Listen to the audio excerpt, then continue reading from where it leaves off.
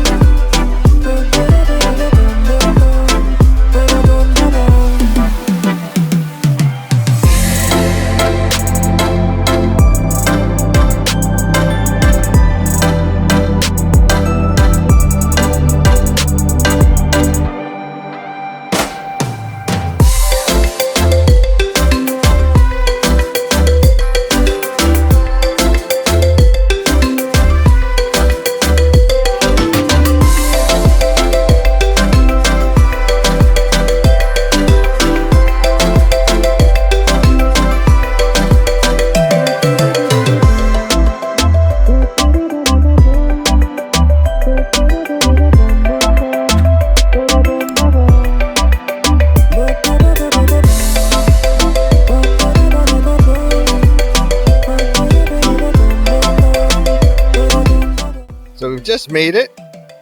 They're greeted with a fruit punch.